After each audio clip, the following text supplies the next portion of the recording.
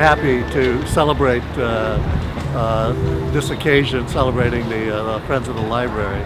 I was just saying that over 40 years ago, I studied for the California State Bar here and spent many a day, morning, afternoon, into the evening studying here. So it was a great resource for me back in the day, and I'm so glad that I had the privilege of studying here. So I can't really think of two more appropriate honorees for the Beacon of Justice Award than Andrea Ordin or Laurie Zelon. Andrea and Laurie are absolute pillars of the community. They're rock stars. They have done so much for the legal community, so much for pro bono legal services and access to justice. I work in the access to justice field, and Laurie's work and Andrea's work has made a marked difference in the lives of thousands of people throughout Los Angeles County, throughout the region. They are so deserving of this award. Congratulations, Andrea. Congratulations, Laurie. Hi, it's wonderful to be here once again for the Law Library's Gala. Every year seems different and better than the last. And looking at the crowd coming in, everyone has smiles on their faces, looking forward to eating in the library and celebrating our wonderful honorees this year. So I'm glad everyone is here. I hope everyone has a great time. Good evening. I'm State Senator Hannibeth Jackson, and it is an honor to be here with my husband, retired Judge George Eskin. We live in Santa Barbara and practice law there, but also in Los Angeles for many years. I have known Andrea Ordin, I not as long as my husband, who went to law school with her. Went to UCLA Department of Theater Arts with her. That was a long time ago. But we are so honored to be here to celebrate this honor for her and also for a judge who has been an extraordinary example of what it means to really care about the people, her work with legal aid, her work with the underserved, and her commitment have just been extraordinary. And of course, Andrea Ordin's work as a public servant, working with the Attorney General's office, being actually one of the first women to be the major head of a department. She has been an extraordinary leader and example and role model for all of us. So I'm so pleased to be here, and thank you for having a great library here in LA for the courts and for the judicial process. We need laws, and we need to be able to find out what they are and make sure they're implemented properly. What a pleasure to be here tonight to recognize two fabulous honorees who've been friends of mine for a long time. Laurie Zelon was at the Huffstedler Law Firm when I first began to practice in 1984. Already, she was a superstar. And then, as a justice, I've had a chance to interact with her when I chaired the Judiciary Committee in Sacramento for the State Assembly. She has been a leader on the bench. She's been a leader as a lawyer. She's an exceptional person, brilliant, with tremendous integrity, really well-deserving honoree tonight. And then Andrea Ordin. Andrea and I first became acquainted because she was my wife's boss in the Attorney General's office. And since that time, I've grown to admire her tremendously as a tenacious advocate for the environment, for equal rights, as a public servant of the highest level. Andrea is not only a terrific lawyer, she is a marvelous person. What a pleasure to be here. Congratulations, Andrea. Congratulations, Laurie. Extremely well-deserved honors. So I'm here at the event tonight on April 12th to honor Andrea Ordin and Laurie Zelon here at the LA County Law Library. And it really was a special night. And Justice Zelon's remarks in particular emphasized the real benefits of a law library for the surrounding community, both the legal community and the non-legal community. As somebody who's been in a fair number of law libraries myself, this is really one of the best, and the services they provide the community are fantastic, so I'm really happy to be here. Hi there, I'm Dennis Lundin. I'm one of the trustees, and I'm also a judge right across the street. I run a very high volume courtroom where self-represented litigants appear before me all of the time. And whenever I think they need help, and usually they do, I always point them in this direction. And I'm always confident that they'll get first-rate service to be able to navigate the very difficult litigation process. So my hat's off to all the staff members and to the management of the library. Heartiest congratulations, Justice Zelon and Andrea. I'm, as managing attorney at the Self-Help Clinic at the Court of Appeal, I am so grateful to the Law Library for the support that the library gives to self-represented litigants and to the clinic in its effort to help self-represented litigants. And I'm grateful to both of you for your support of the Law Library and access to justice generally in LA County since time immemorial. Thank you, and once again, the most heartfelt congratulations. It's an honor to be here today and celebrate the two honorees, Judge Zelon and Ms. Ordin, for the fantastic work they've done in the legal system, but also to be here at the LA County Law Library, a wonderful resource that is available to not only those who practice law, those who are studying law, or those who need help and can't afford a lawyer. It's great resources here. It's a community resource that's free to the public, and I want to do all that we can through the California State Legislature to not only support programs like this, but expand upon them as well. So again, congratulations to the two honorees, but more importantly, thanks for all the great work that the LA Law Library does to provide residents throughout the county of Los Angeles a great resource for legal research or whatever need they might be searching. Wills, testaments, incorporations, articles of incorporation, it's all been done here. Well, we're here once again at this event where we've come for many years, and it's just getting bigger and bigger and more fun, honestly. And we love to hear what the Law Library is doing for people who need access to the law, and we love to see these honorees who are so inspiring and set an example for all of us, particularly this year. It's been great. I liked it because it was Old Home Week. It was just all these wonderful people that we practiced law with our whole life, and icons on the stage and icons in the audience, and really go Law Library. Wonderful.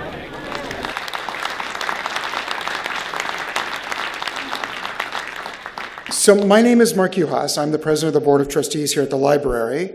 It's my pleasure to welcome all of you to the LA Law Library's 2018 Beacon of Justice Gala.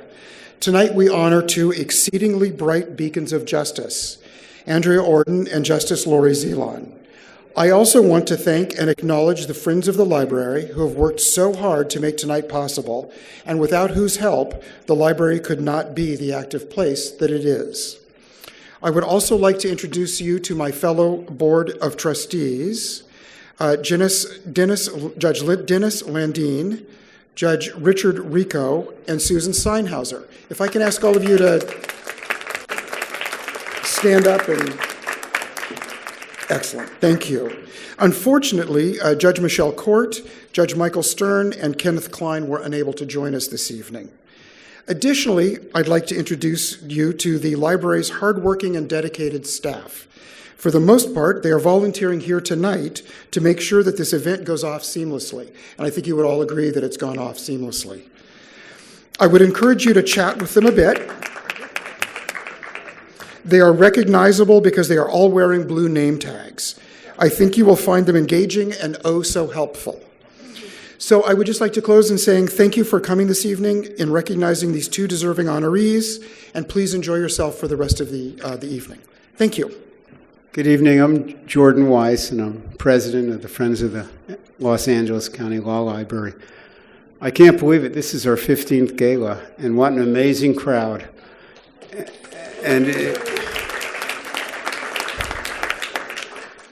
And I'd just like to start by, we have some elected officials here tonight. I'd like our elected officials, if they could just stand and wave so everybody can see you.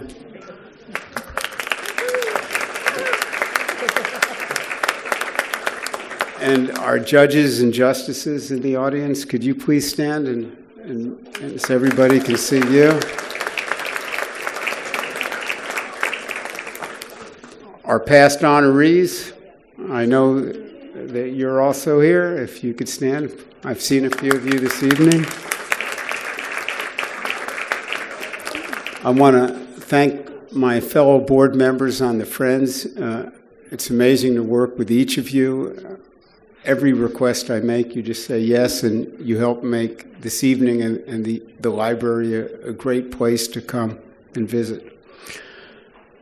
Well, when we started this 15 years ago, the idea was to raise funds to meet the critical needs of the law library, and we've done very well at that. But we've evolved over the past 15 years, and now we're meeting the critical needs for the unrepresented for access to justice. And for those of you that are interested in access to justice, you'll meet Sandy Levin this evening, our executive director, who's really a trailblazer and innovator in access to justice, and it has made the LA County Law Library a pillar of access to justice in the city and county. And so she'll be following me in a minute, but first, Supervisor Sheila Kuehl has a few words she'd like to share with you.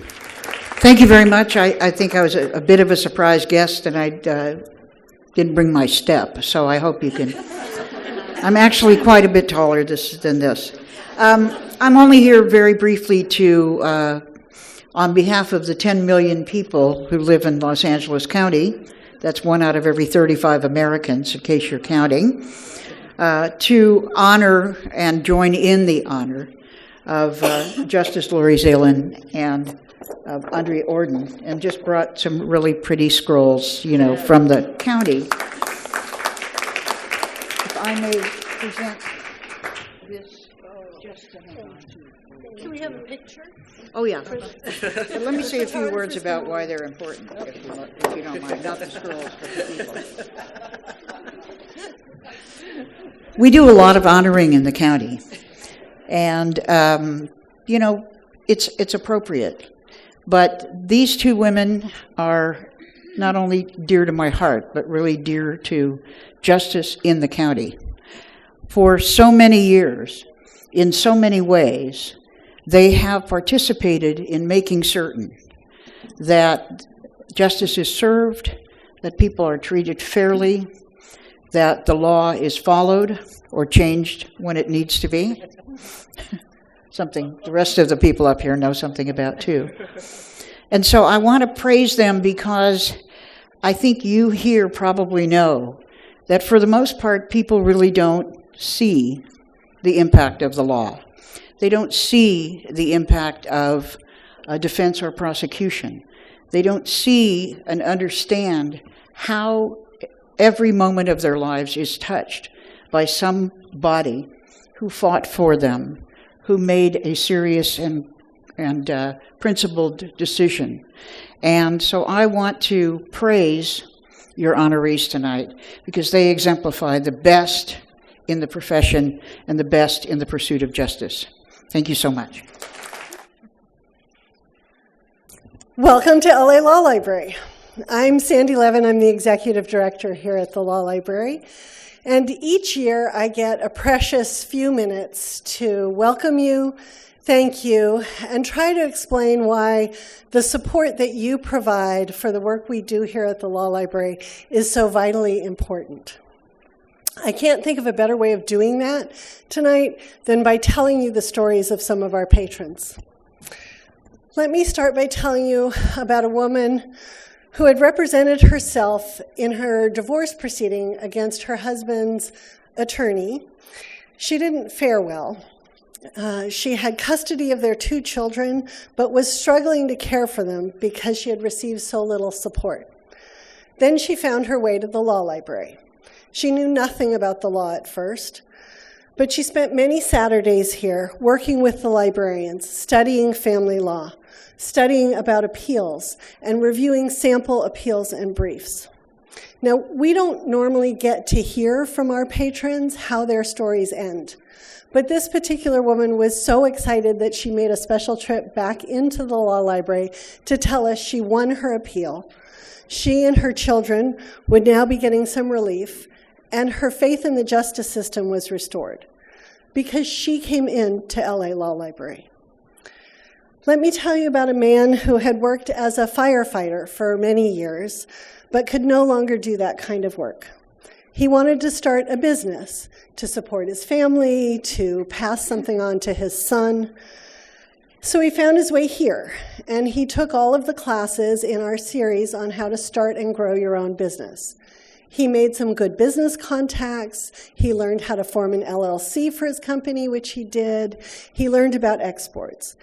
He's now exporting fire safety equipment and consulting services to business partners overseas and doing the same here in Los Angeles County.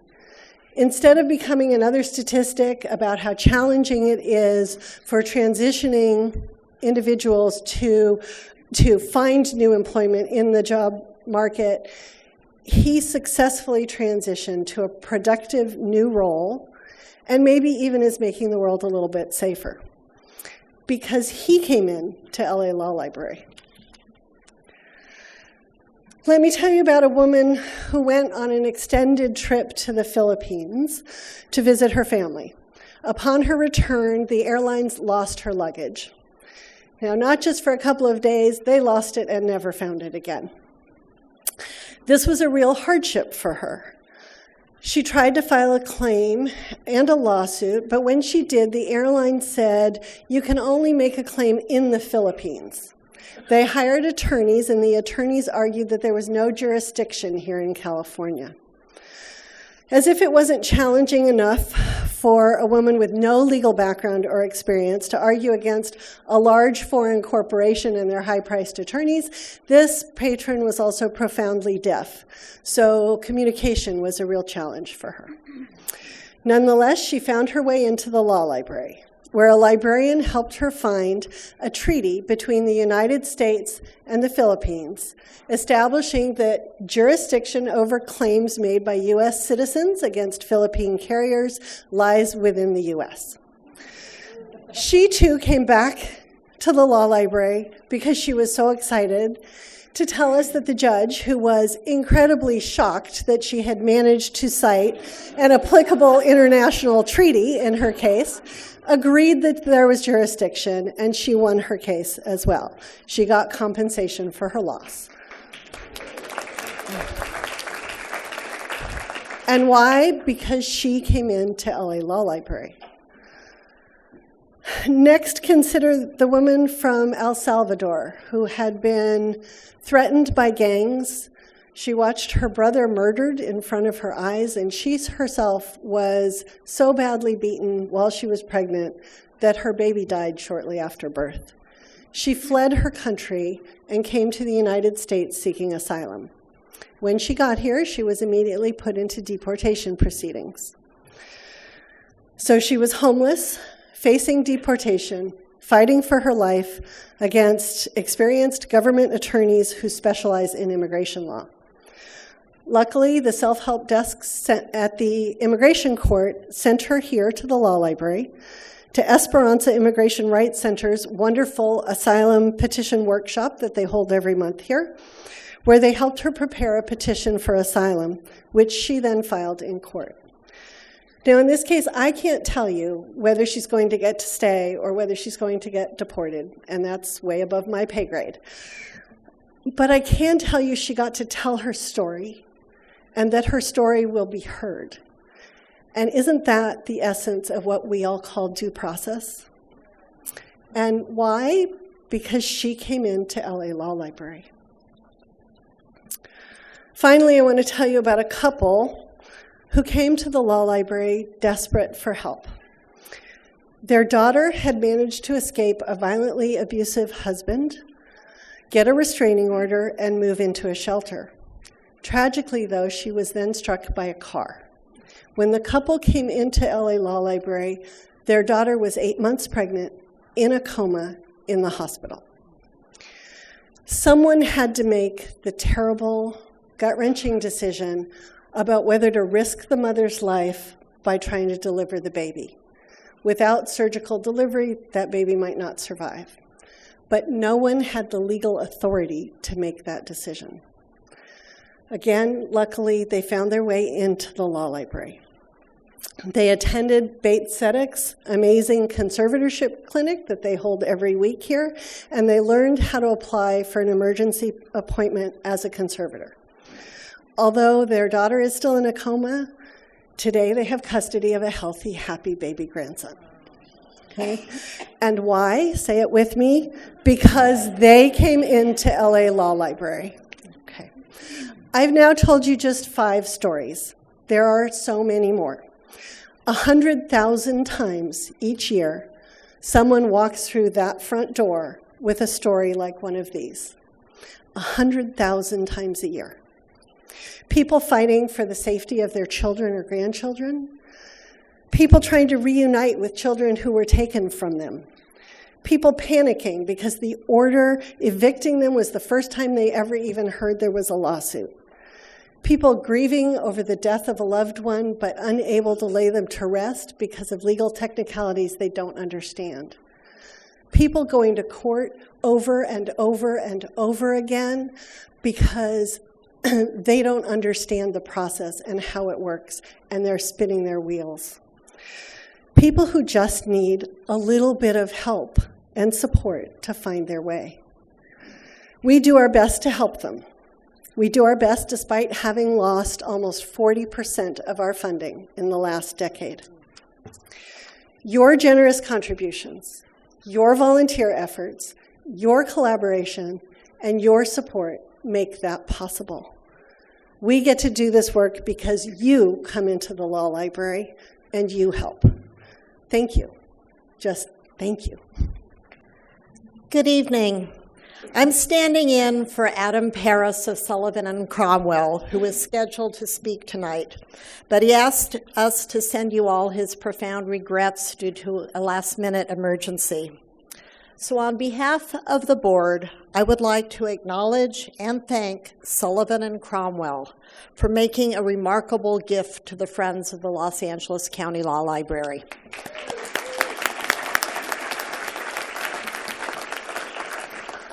Adam Paris, together with lawyers from the Washington Lawyers Committee for Civil Rights and the Public and Urban Affairs, led a litigation team that scored a decisive win in a pro bono case representing a federal inmate with a severe hearing impairment.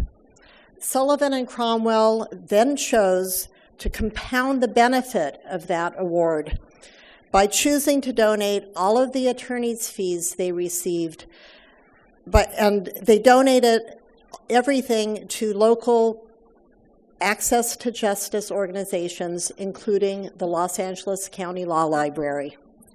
The inclusion of the Law Library was undoubtedly the result of Adam Paris's strong belief in the work that is done at the Los Angeles County Law Library. He's very much a believer in its mission for access to justice. Adam is on the board of the Friends, and he's a very vocal supporter and advocate for the work done here at the Law Library, as Sandy has demonstrated. Sullivan and Cromwell is the first to make a donation of this kind to benefit the Law Library, but hopefully not the last. We welcome others. So we thank them not only for their generosity, but for their leadership. And I should add that Adam, even though he's not here tonight, he himself has been consistently a high bidder on the rare book auctions that we hold at the Gala. And I know that he was going to encourage all of you to participate in the exciting rare book auction that we have this year. So I encourage all of you, take advantage of his misfortune by not being here tonight. And thanks again to Sullivan and Cromwell for their remarkable gift, and best of luck to all of you for placing a winning bid at the rare book auction. Good evening. My name's Laurie Levinson, and I'm here to honor and introduce my superhero, Andrea Sheridan Ordin.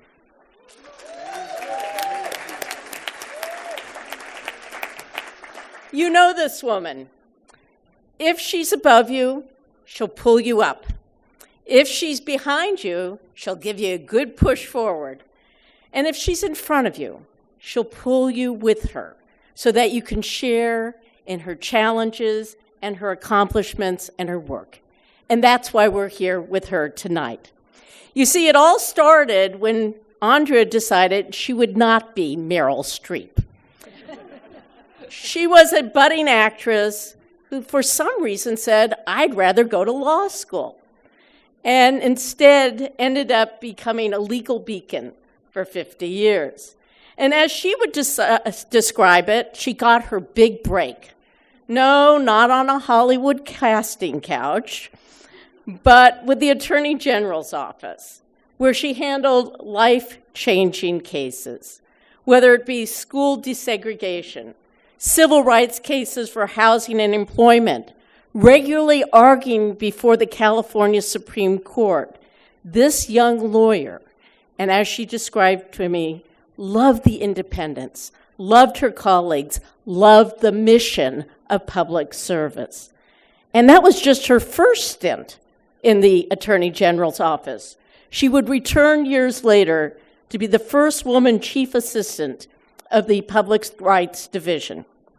And then there's the commission work that Andrea Ordin has done. Frankly, it does not qualify as a commission in Los Angeles unless Andrea Ordin is on it.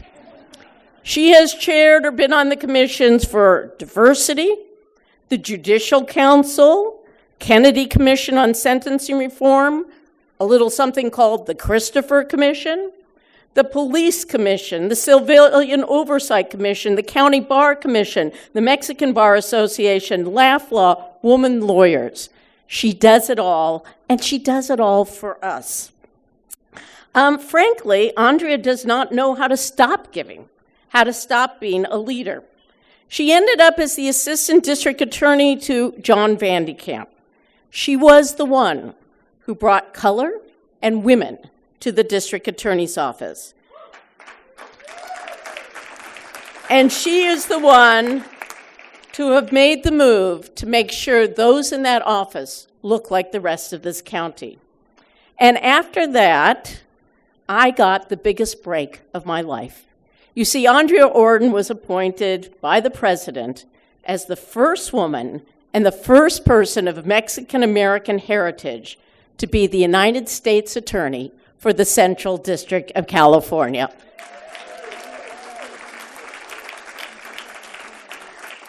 She opened the door for me. I'm grateful beyond words. She took a chance. She took a chance, frankly, on so many of us. I have seen people tonight who now fill our benches, our partnerships, our law school deans, and public interests. And there was all because there was a woman named Andrea Ordin who cared about public service and cared about us individually. And amazingly, my friends, that was just the first half of her career.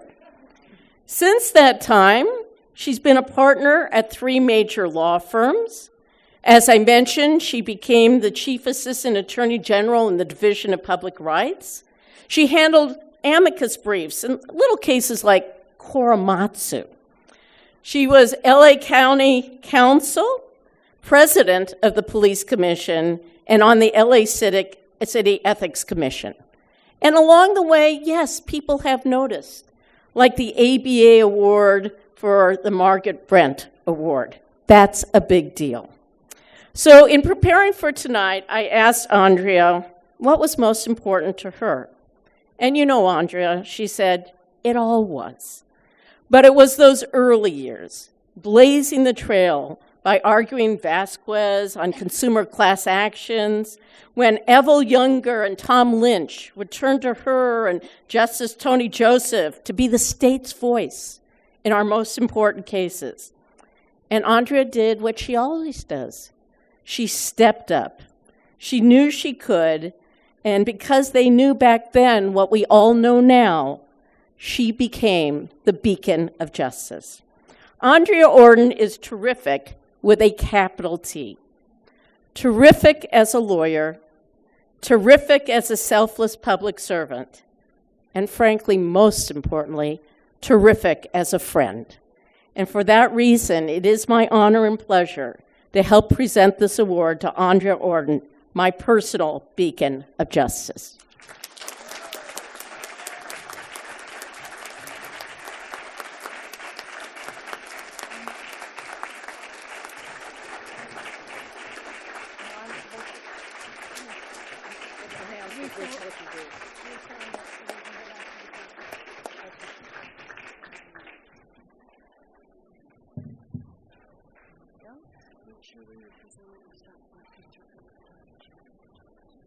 Andrea, it's hard to add to that, but the one thing it's hard for you. What about me? Hard for you too, but the one thing I can add is, as we went through this process, every person that you met or worked with at the library said how nice you were, just how nice you were to work with, how nice you were to talk to, how good you made them feel. Thank you so much for agreeing to be our honoree this evening. Thank you very much.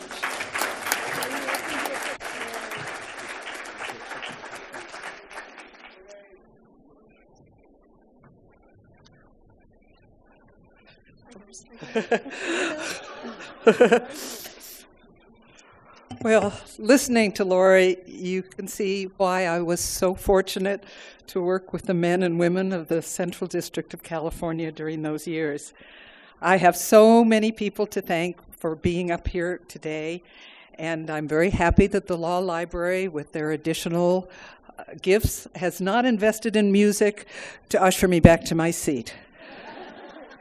Laurie and her colleagues and those I met there, and the more than 70 lawyers that I was fortunate enough to hire, did change me. Some made me a better lawyer, others a better person. And although Laurie and I worked together much too little time, I have cherished and relied on her friendship ever since. I could not be more thankful to be here together today with Laurie, Margaret, and Justice Laurie. They, like those who have been honored before us and so many others in the room, sharing the elusive quest of advancing the cause of justice. I'm particularly happy to be here at the amazing Mildred Lilly Library, which has remade itself, as you've heard, and with all of your help, to truly, truly help the self-represented litigants, provide a haven for members of the public who are without a place of safety and not a place of learning, and all the while still assisting the legal community with a superior collection of resources. Like many of us in this room, libraries have played an important part in our being able to follow our professions. For me, growing up, it was more libraries than I can count or remember. Downtown Los Angeles, Van Nuys, Hollywood, Beverly Hills, Queens, New York City, Greenwich Village, Van Nuys, and Old Greenwich, Connecticut. And as an adult, this one too. I worked here with real books during my maternity leave and wrote my one and only legal article for the then Los Angeles Law Bulletin.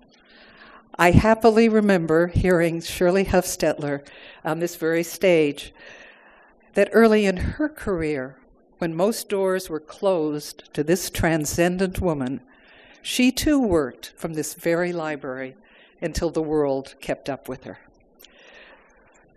Yes, for Shirley.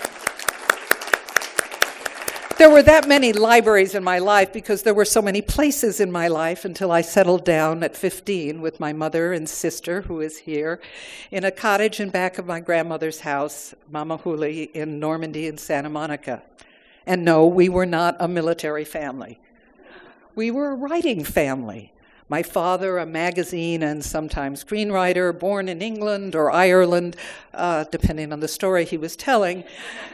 And my mother, a writer of Spanish subtitles for movies that went back to Mexico, a sometimes screenwriter, a poet, born and raised in her early years in Hermosillo, Mexico. As the checks for their varied efforts came in and went, so did we. We kept moving. But I was very lucky that the merry-go-round stopped, and it stopped here in Los Angeles in the 50s. I had a first-class public education at LeConte Junior High and Hollywood High, at which and where I made lifelong friends, some of whom are here. And Hollywood, no matter what Beverly or Hamilton High would ever say, had the best drama and speech department in the country. Important because, as you've already heard, I was going to be an actress.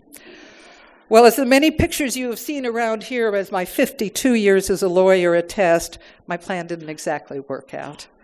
But I could not be more grateful. My whole life changed, first by UCLA Law School, and then it was there really, I was going to get a better day job, but since the real reason I wasn't getting to be Meryl Streep or anyone even in the same room was I wasn't getting any work. And maybe I wasn't as good. But the real change was, as you've already heard, with the California Attorney General's office, which hired me in '65. When I look back at those years, I realize today is April 12th, 2018. And though we're having a party, it's difficult not to reflect that it's also the 50th anniversary of one of the most momentous years I ever lived through. Looking around the room, and particularly way at the back, I recognize some of you were not born in 1968. And in fact, some of you, that was the year of your mother's graduation from grammar school. But for our rest of us, the Kerner Report on the Causes of Unrest issued in February, with its harsh description of the causes of the many riots during those times, it caused extraordinary questions of what kind of a country we were. And in this very same month, in '68, Martin Luther King is shot. September 1968, Robert Kennedy is shot. 1968, the turmoils of the Chicago Democratic Convention, student protests at Columbia, Black Power salutes at the Olympics, height of the Vietnam War. Oh, and yes, I think there was a presidential election. Well, at a party like tonight, there's neither time nor inclination for deep analysis of that time or how far we've come or failed to come. But I commend several interesting pieces, and one in the LA Times by Pat Buchanan, and the New Yorker by Jelani Cobb. But it is a party, I think, that we can appreciate the salutary changes these last 50 years have brought to our society, and a party that we can recognize that we are a part of a profession that was part of achieving these changes.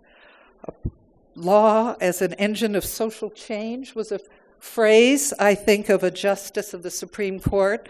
You should not use it if you are trying to be confirmed as a district court judge, but other than that, it means a lot to me.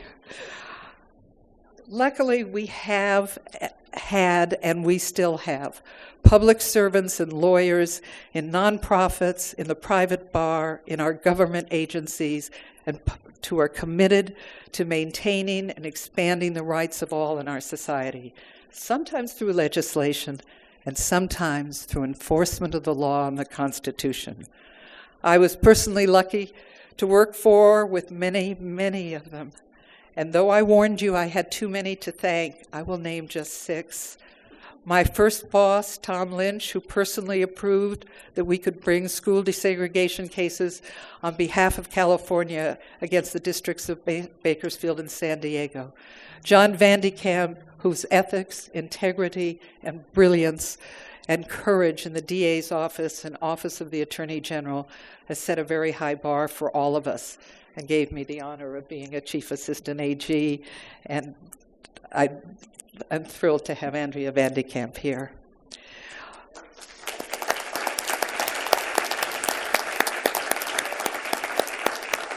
Griffin Bell and Ben Civiletti, who changed the face of justice in their brief 4 years during the Carter years, and of course Warren Christopher, who among his many accomplishments brought life to many of the righteous criticisms in the Kerner Report through his independent commission, which will forever be called the Christopher Commission.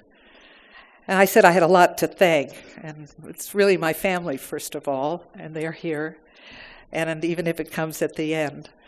And I also have to thank one of the members of the family, Robert Ordin, so many of you know and have known, and I knew for 50 years, who's made all of this possible. Thank you very much. Good evening, everyone. I still believe that law is an engine for social change. But you're not a judge anymore. I have the honor this evening of introducing one of two outstanding recipients of the 2018 Beacon of Justice Award, Justice Laurie Zelon.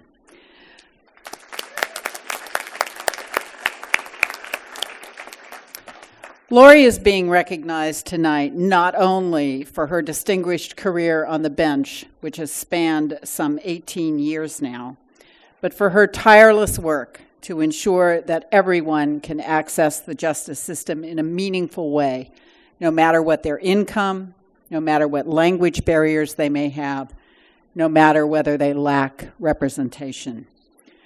Laurie comes naturally by her commitment to justice, since she's following in her parents' footsteps. At a very early age, they taught her that everyone must be treated with respect and dignity, regardless of their circumstances or station in life. They also taught her that everyone should have an equal opportunity to assert their rights and a fair way to vindicate those rights.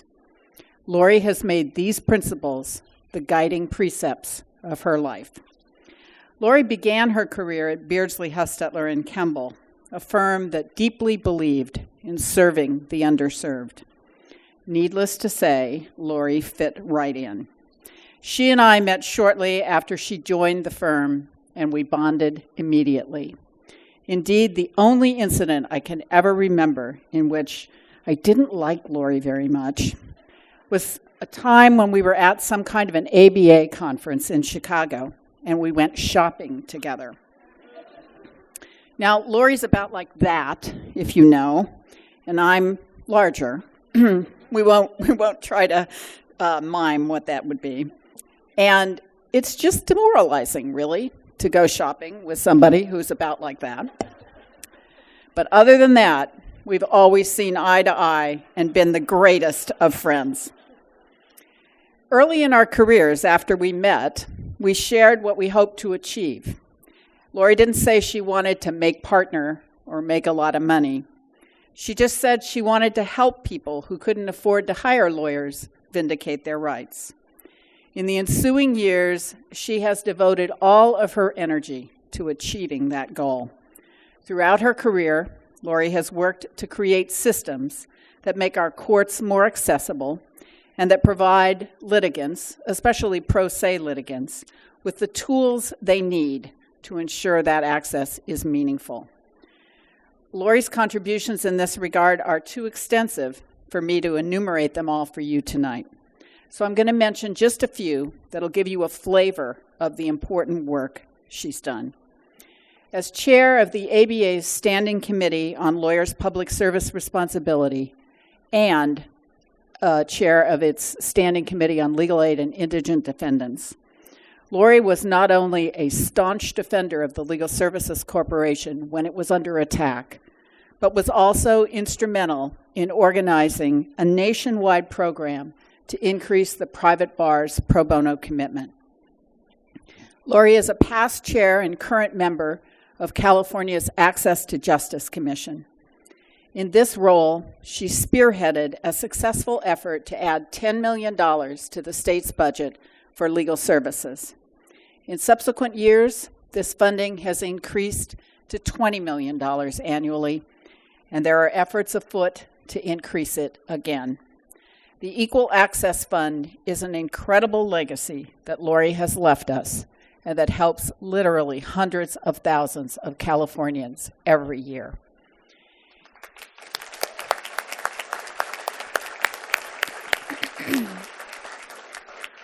Even after Laurie left private practice for the bench, she remained active in the fight for equal justice. She worked to improve the resources available to pro se litigants and to review and improve the indigent criminal defense system here in California. Currently, she co-chairs the Justice for All project, sponsored by the National Center for State Courts. This project supports efforts in all 50 states to ensure that courts, access to justice commissions, legal services organizations, and the bar collaborate to ensure that all people have effective assistance to address their legal needs. As I hope is evident, although engaged in public service full-time for the last 18 years, Laurie has worked overtime to make justice in the courts for everyone a reality. It is that commitment and dedication that you recognize tonight. You honor someone who has lived the core value of justice for all that is at the heart of our profession. Someone who finds time in her busy life to advance the cause of social justice that her parents taught her about so many years ago. In a very real sense, Laurie herself is a beacon of justice, and it's fitting that you honor her with an award that bears that name tonight. Laurie is the real deal. Although she's received more access to justice, legal services, and pro bono awards than I can name, and although she even has an award named after her, Laurie continues her tireless work to make our courts, our justice system, and our dispute resolution processes fairer and more accessible. She's a true inspiration, and I am so happy and proud to join with all of you this evening in recognizing Laurie's tremendous contribution to equity and to justice and to fairness for all. Thank you.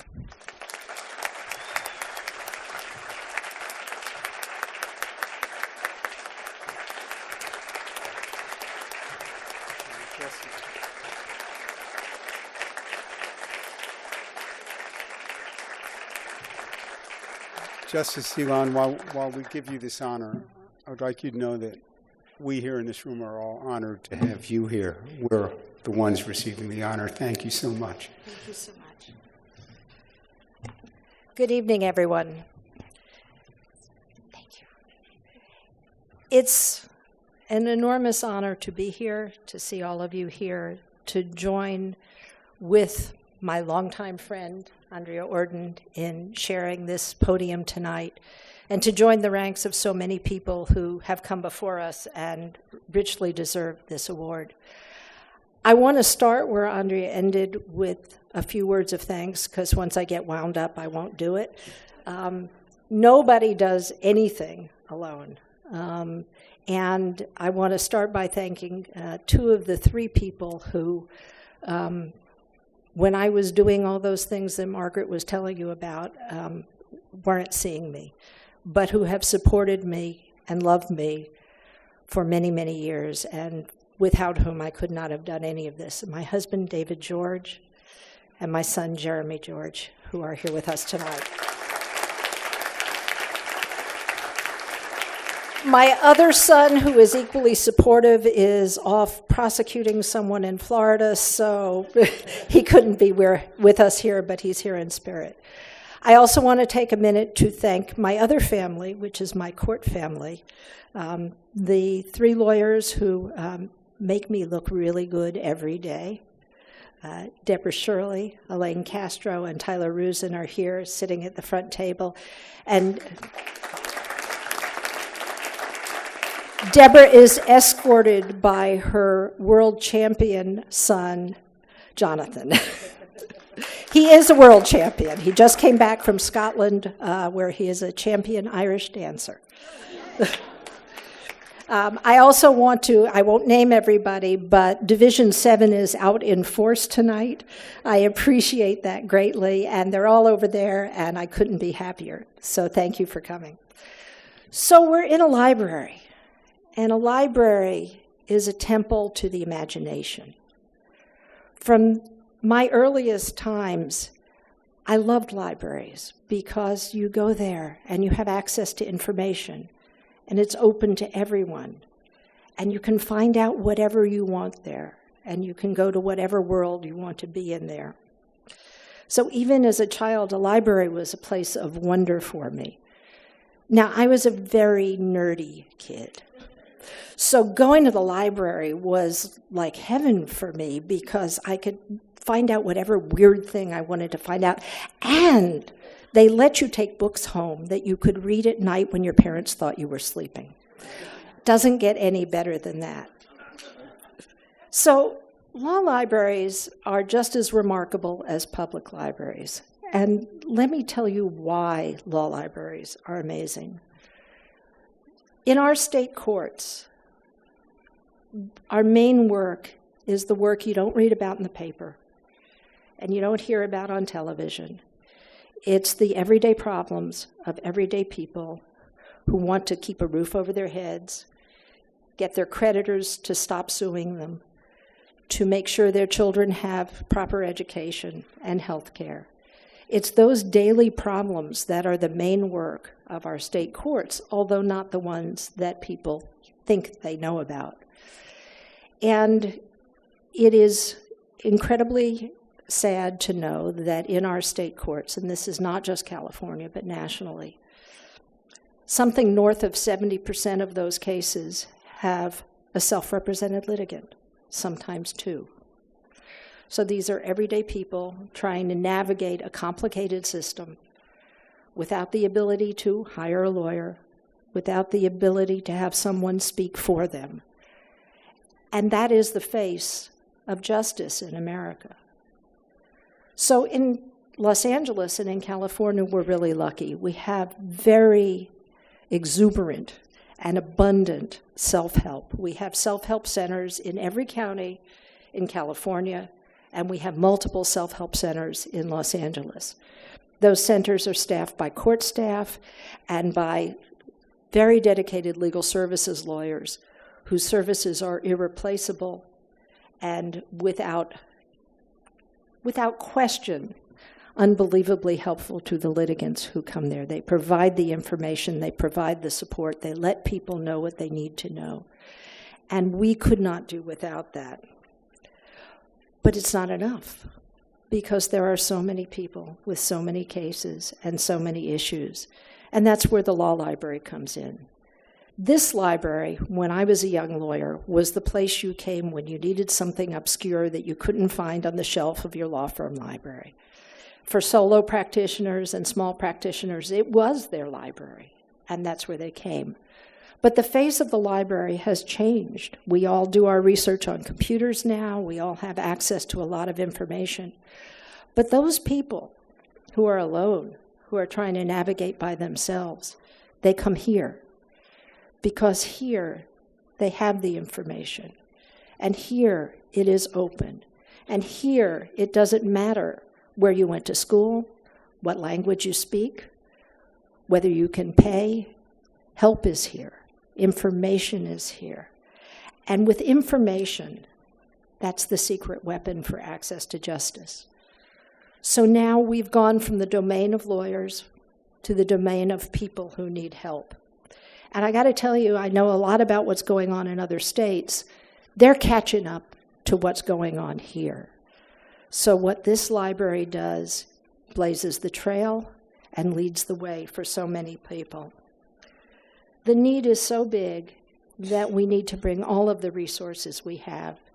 And this library and what it does is an incredibly important resource for our community. And so your being here tonight advances the cause of justice, and it helps so many people whose faces you'll never see, whose names you'll never know, but it makes a difference in their lives and their children's lives. And so I thank you all for coming out tonight. I thank the library for honoring me and allowing me to participate in the work of justice. Thank you. Thank you for your support. We are passionate about justice at this library, and we couldn't do the things we do without you. So you have made it all possible. Please join us this evening in the members' study for dessert. We're all going to be there. We all share the same passions. We're all kindred souls when it comes to justice. Don't forget to take a look at the rare book auction. I know that Adam Parrish, who's not here, would want you to be there, and I'll echo Roberta's words, because Adam's done so much for this library this year, and so has Sullivan and Cromwell. Again, our honorees, I don't know what to say.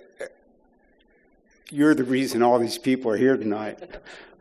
We couldn't do it without you. And thanks again, and we'll see everybody at dessert in the members' study. I hope I did you justice. More than, my dear. Oh. Hi, this is the after party. I'm Susan Steinhauser. I'm a long-term trustee and one of the co-founders of the Friends Group. We've just come off of our 15th gala. Let's hear it. And this is, to my way of thinking, this is the year of the women. And it was women who were honored, women who were the presenters. And we are just so excited about the comments that Sandy Levin, our executive director, put on about they came to the law library, and that's how they all found justice. So be sure to go to our video and see what Sandy had to say. But we couldn't be as successful as we are and have the 100,000 visits that we do without strong supporters like Patricia Denke and Gretchen Nelson.